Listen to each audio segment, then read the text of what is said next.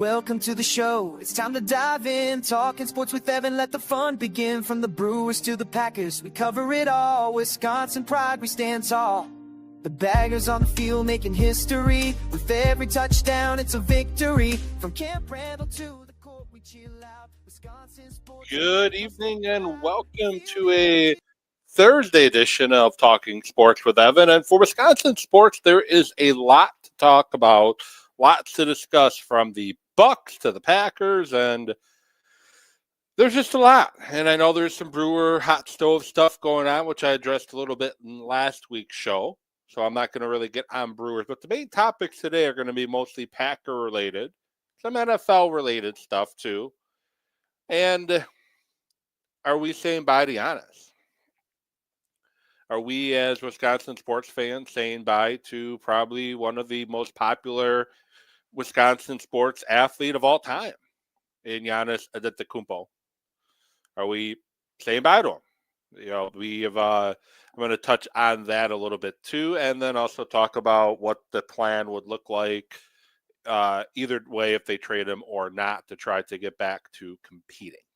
So as I said, this is Talking Sports with Evan. You can follow the show on X at Evan with Sports, or you can like on YouTube or Facebook, Talking Sports with Evan, or you can find the show on Spotify audio version, so you don't have to look at, this mug for roughly 30 minutes. You can do the audio version instead and go to Spotify and like and subscribe with Talking Sports with Evan there as well.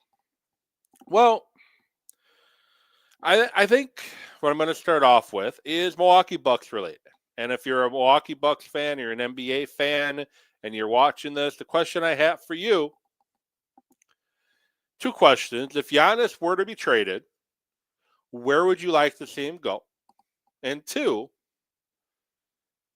are you going to change your opinion on Giannis if he is in fact traded? That's my two questions for you. It seemingly since roughly 2018 or 2019, the endless story, typically from Shams, has come out that Giannis is going to leave. These are teams that are going to target him if he leaves. Giannis may decide to opt out. Giannis may decide to ask for a trade. We've all been seeing these stories since 2018 or 2019. These aren't new. And to be honest, if you actually read the article that Shams put out there on ESPN, there's really nothing new in there either. But it's looking like Giannis and the Bucks are coming to an end, either before the trade deadline or during the offseason or whatever. Shams didn't really have an answer on when it's going to happen, just that it could potentially happen at some point between now and the end of the Trump administration. I don't know. I don't really know what else to say there. So I have lots of thoughts here. And first thing I'm going to start off with, should the Bucks trade Giannis? There's really two ways to look at it. If the Bucks trade Giannis, that is their biggest chance to get a lot of return back for trading him. Draft picks, players, whatever. That's their best way to potentially rebuild and regroup and try to open up a new championship window. That's what trading Giannis would do.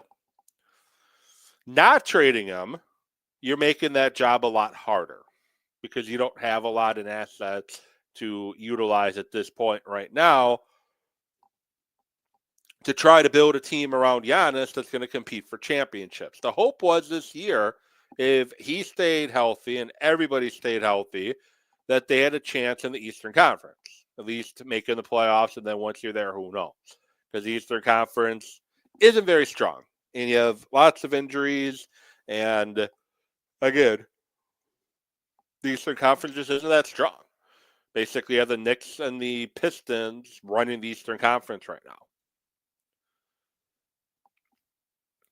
So the hope was that Giannis, you have Miles Turner, You got Ryan Rollins and Kevin Porter Jr. and Bobby Portis. You brought in Cole Anthony and Gary Harris, and you re-signed Gary Trent. You still have AJ Green.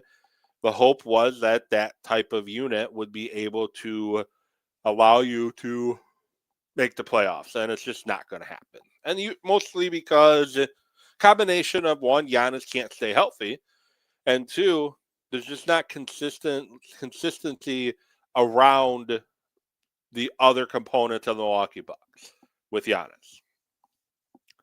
The Bucks constantly keep losing the non-Giannis minutes badly.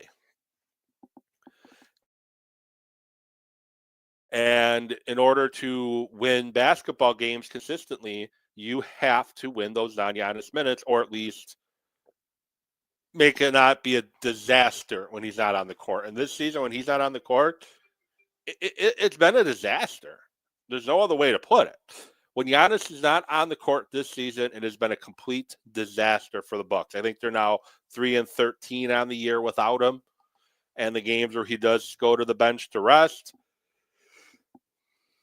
they're being outscored by a lot. Obviously, the team isn't doing what they thought it would be doing this season. So back to the question is, should you trade him? I still sit on the no. But the thing is, you got to change what you're doing to try to put pieces around him. The trading for a past his prime Damian Lillard didn't hack it. Squeezing as much out of Brook Lopez as you possibly could before letting him leave as a free agent didn't cut it. Bobby Portis, not cutting it. And Miles Turner, since he signed with the Bucks, has been very meh. He just hasn't really done what you were hoping he was going to do with the Milwaukee Bucks. Now, he had 21 points tonight on 8 of 16 shooting. Much improved. I think he was 1 of 5 at one point in the game. But he's averaging 21 points a game.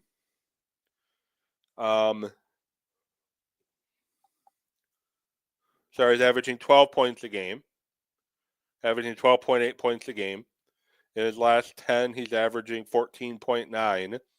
I think the Bucks were looking more for that 15 to 25-ish, somewhere in that range, from him on a night-to-night basis. They weren't looking necessarily for a number 2 scorer because that's not who Miles Turner is, but they were hoping for 15 to maybe 20, 25 points a game. They're just not getting it. Now, the problem is, one of my problems is with the Bucks is you traded away a ton of draft picks to try to keep this championship window open as long as you can. Not only is that window shut, but it's barred over and it's sealed with concrete.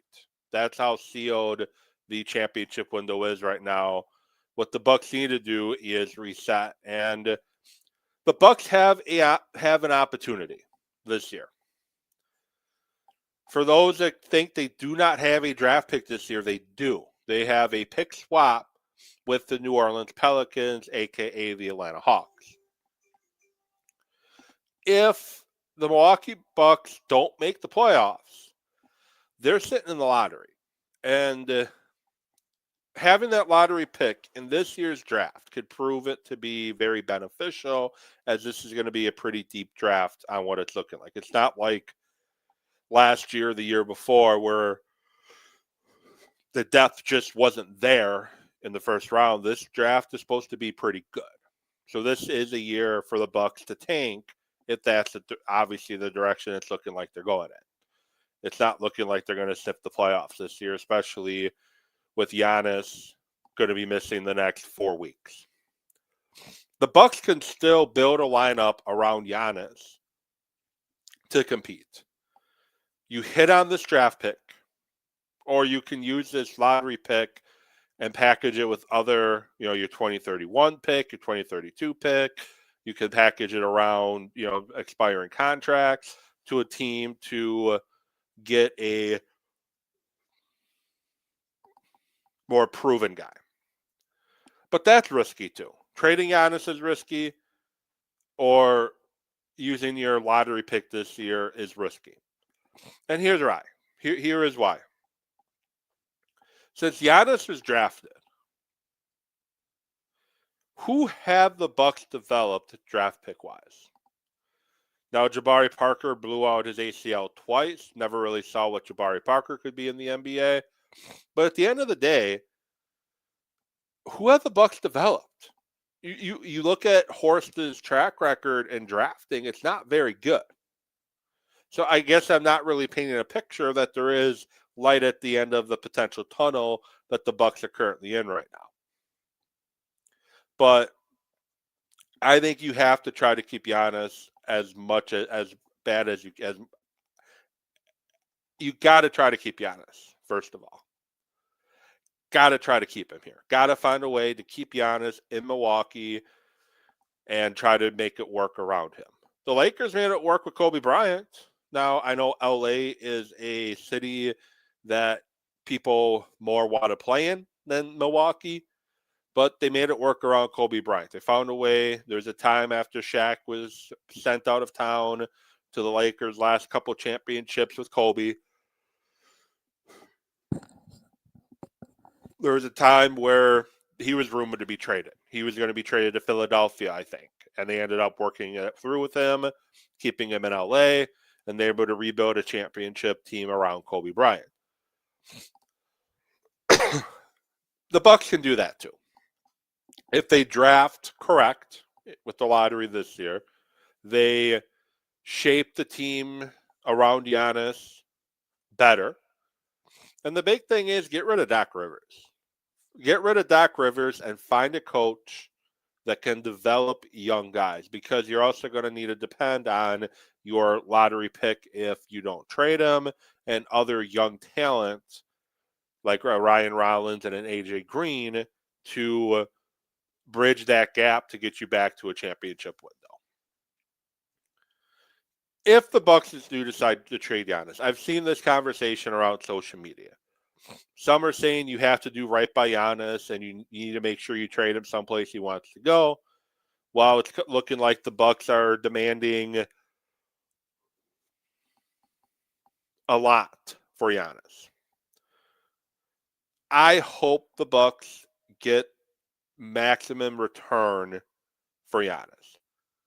Don't do any favors. You get the best offer, the best deal you can possibly get for Giannis.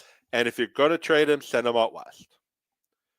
If you're going to trade him, send him to the Western Conference. Send him to Dallas. Send him to Minnesota. Send him to Houston. Send him somewhere out west. For two reasons. One, you only have to play him twice a year. And two, the Western Conference is loaded. The Eastern Conference is not. So if you do trade Giannis and you hit on the guys you get back for the trade and you hit on the draft picks, you could be a potential playoff team fairly quickly if you do it right. But again, I don't know if I trust John Horst. But you got to maximize what you're getting back for Giannis. You don't need to do him any favors. Yes, he may want to go to Miami. Yes, he may want to go to New York. But if they're not going to give you the best offer, you're not trading him there. You're trading him to whoever's going to give you the best offer, and that's going to be it. And the whole frustrating thing about this situation is we keep talking about how Giannis wants to leave and the Bucks are exploring trade options right now, but we've never once heard Giannis say to anybody that he wants to be traded. The only thing we've heard Giannis say last Monday was, I take it day by day when asked if he was going to be in Milwaukee the rest of the year. Not a great answer, but it's not an answer that signifies that he's going to be leaving anytime soon. But either way, Bucks need to figure it out. They need to decide what they want to be. Do they want to build a new team around Giannis, and does Giannis want to be patient to, this year is a bad year, next year possibly bad, before they can really start dominating it?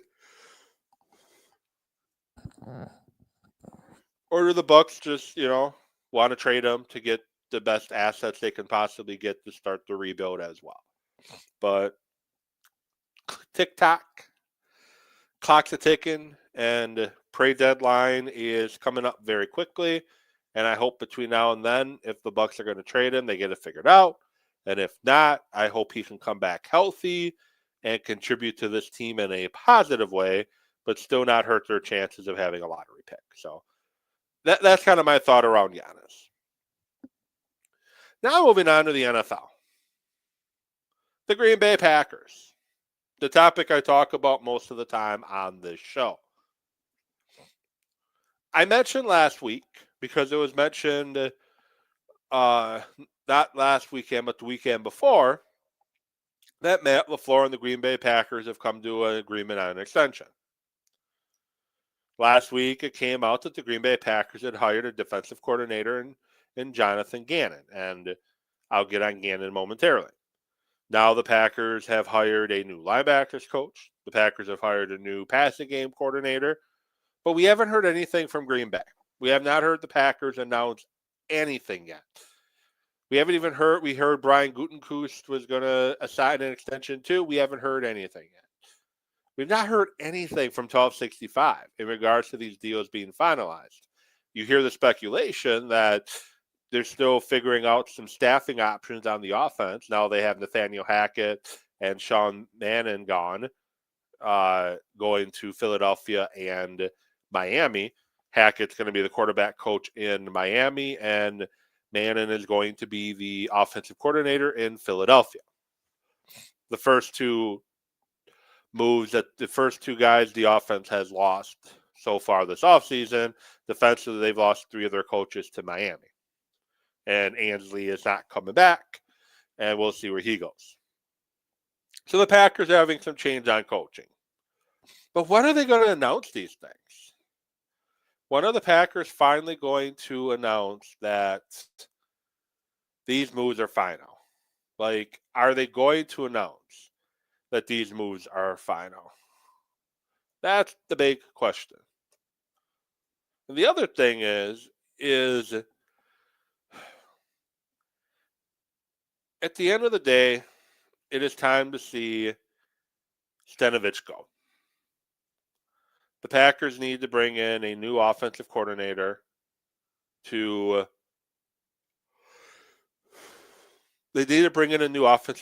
help bring in a new ideas, new thoughts, new designs to Green Bay. It's still Matt LaFleur's offense, but they need to bring somebody else in. And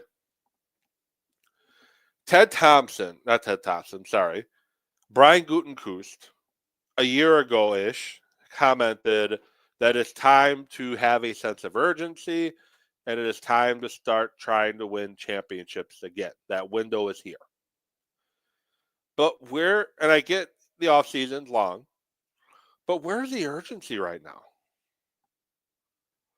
Like, why aren't you announcing your coaches? Why aren't you making any more changes? Why is Rich Biscaccia still having a job?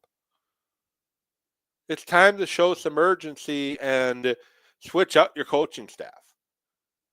Now, should Joe Lombardi have lost his job in Denver? Probably not, but Sean Payton got rid of his offensive coordinator following an NFC Championship appearance when they weren't even, or AFC Championship game appearance, when they weren't even supposed to be in the AFC Championship going into the season.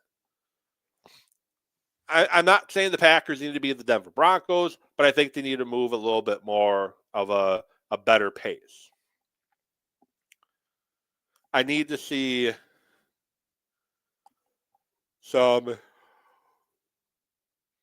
changes to the offensive staff. Now, we are going to get a different quarterbacks coach. We are going to get a different whatever Hackett was doing if they want to bring somebody in to replace him.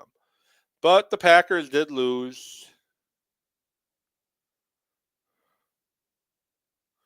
The Packers did lose their quarterbacks coach. Well, who are some guys that they can bring back? Well, you have a Packers senior offensive assistant in Luke Getsy. He's been the quarterbacks coach before. You can bring him back to quarterbacks coach and just give him the spot.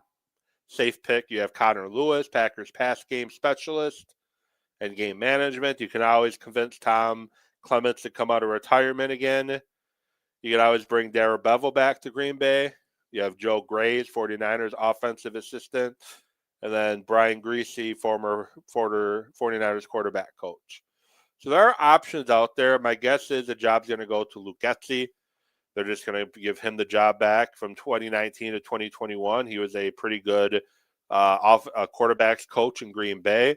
He was just not a good offensive coordinator during his time with the Raiders or with the Bears.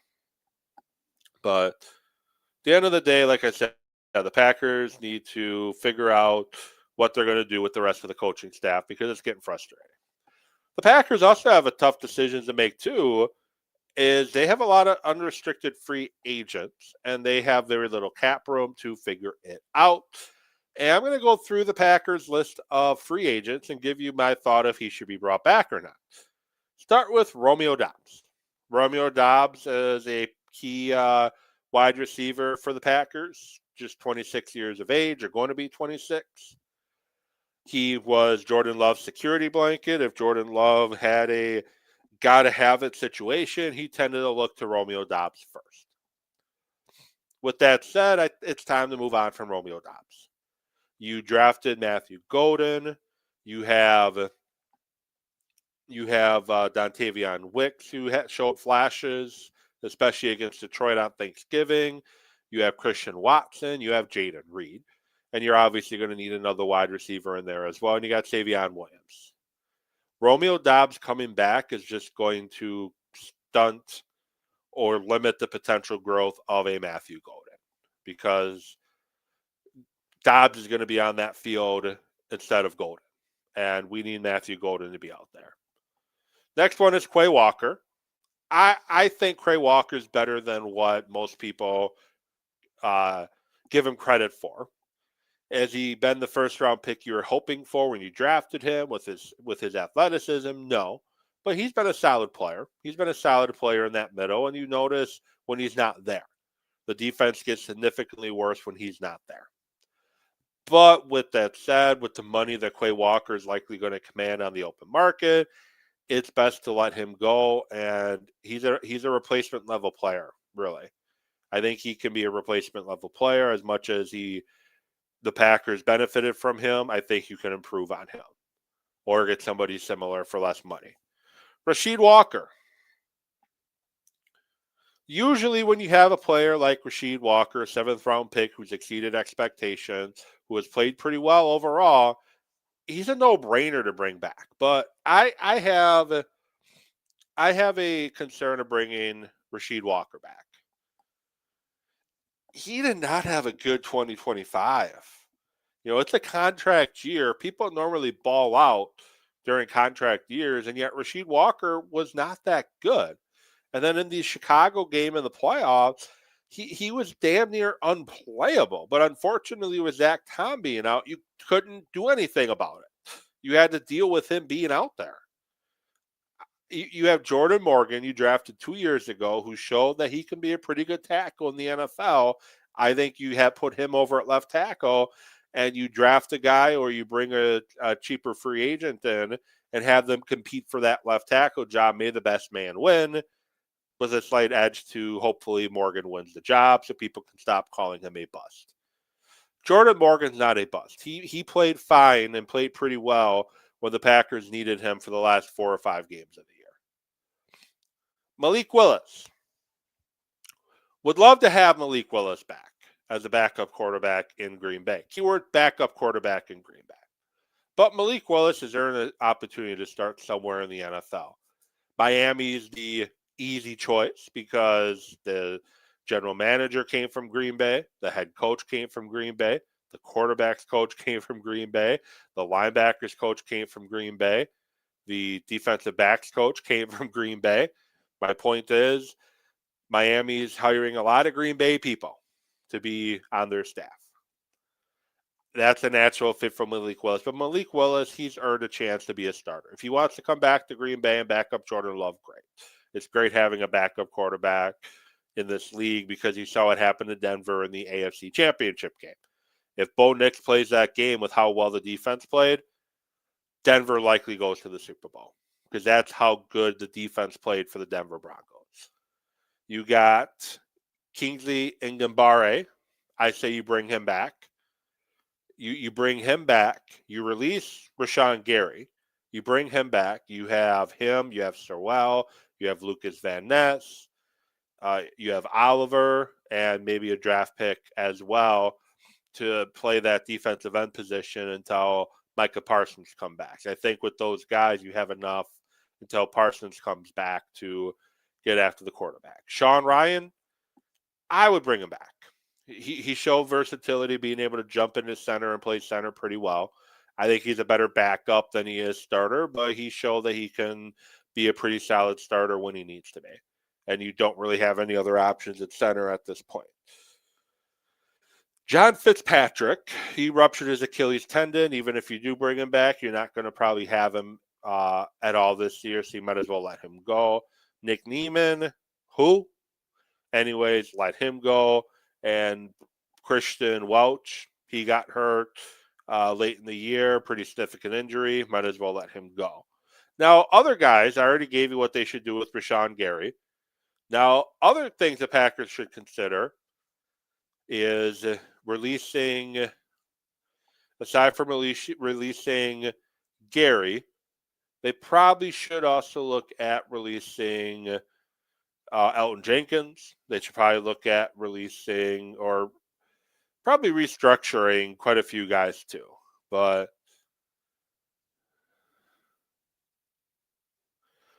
definitely should probably release Elton Jenkins and try to get some cap room back. I think Aaron Banks, you should really consider making him a post June 1st cut. I know you're hurting your depth on the offensive line, but he really didn't help you much either. So that's kind of my thoughts on the upcoming Packer free agents and maybe some guys they should part with. Elton Jenkins and Rashawn Gary lead the way. And for Jenkins, it's not because he's a bad player. It's just that his age, injury history, and price, probably time for the move on. We're continuing to see NFL coaching positions get filled. The Cleveland Browns just hired Todd Monken, former offensive coordinator for the Baltimore Ravens, to be their new head coach, pissing off their defensive coordinator in Jim Schwartz, who is vowing that he will not be coaching in Cleveland this year. Talk about probably not the best option there. So the New York Giants got John Harbaugh. Good option there for them. After disaster after disaster after disaster, hiring first-time head coaches since Tom Coughlin left, they needed a culture builder. They needed somebody there to help basically rebuild that franchise from the ground up. They got some nice pieces in Jackson Dart if he stops getting concussions, and Malik Neighbors if he's healthy, and a pretty decent offensive line. The offensive line played pretty well, especially towards the end of the year. I think Harbaugh comes in and he can instill things there to help rebuild that Giants franchise. The Baltimore Ravens, they hire Jesse Minter. He coached with Baltimore as a defensive coordinator briefly before going to Michigan, or maybe he's a defensive assistant, I think, before going to Michigan, before following Jim Harbaugh to the Chargers, and now he's the head coach in Baltimore. He's got a really good defensive track record. He's going to continue to call the plays, and I think it was a smart move by Baltimore because it's a fresh voice and they can still use what was done in the previous regime. Kevin Stefanski goes to Atlanta to work with Matt Ryan. I think that was a good pickup for Atlanta. You got some good pieces on offense in Drake London and Bijan Robinson. You got to decide if Michael Penix Jr. is going to be your quarterback or not. And if not, then he can, Stefanski potentially can help with that development there. He didn't really get a lot of opportunity to develop guys in Cleveland because they kept bringing guys in and sending them out. Baker Mayfield made the playoffs with him. He was a two-time coach of the year.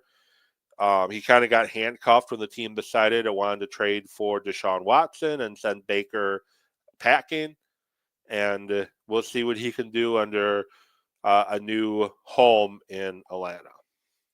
Tennessee hires Robert Saleh, defensive mind. Darbo is his offensive coordinator. Good pickup there to help develop Cam Ward.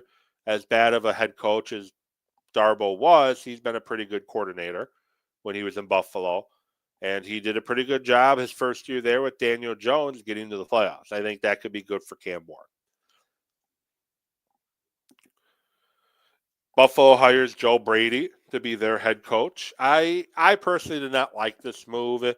You fire the head coach because you felt you needed a different voice. You went as far as you're going to do with the old head coach to basically promote the offensive coordinator to become the new head coach. So you're kind of having the same voice.